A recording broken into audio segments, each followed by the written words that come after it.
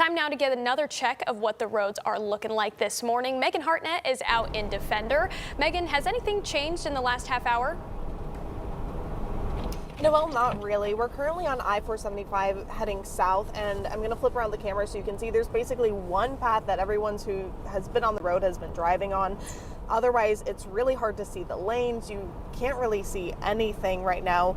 A lot of the areas have not been plowed yet. We were on Reynolds Road and Glendale. Hadn't seen any of those roads cleared yet. You know, Sunday mornings aren't a super busy time, but normally people would be heading to church services or maybe getting some groceries. We have not seen a lot of people on the roads right now, and a lot of those church services have been canceled. You can go to our website and see all of the different ones that have closed for today because of the weather conditions. Right now, we also haven't seen any crashes or any people pulled onto the side of the roads because of the conditions. I know Ohio State Highway Patrol says they've only seen a handful of crashes and they've helped about 20 motorists. They say they think it's because people are listening to the advice that if you don't have to go out on the roads today, please don't. Stay home, stay where it's nice and warm. But if you do for some reason have to head out, they're asking people to take it slow. Make sure that you leave lots of space between you and the car in front of you, as well as if you see any of those plow trucks. And just taking it slow, giving yourself plenty of time if you do really have to be on the roads today. But the biggest thing is if you don't have to be out on the roads, stay home.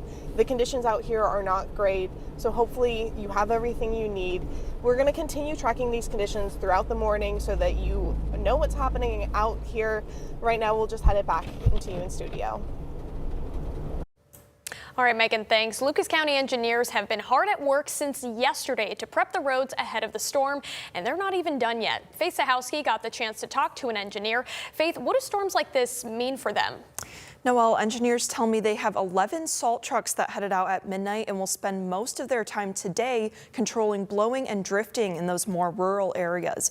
Lucas County engineer Mike Pniewski said they also laid down brine yesterday on the roads, which is a mixture of salt and water in areas that don't blow or drift as much, but says it's more than just salt.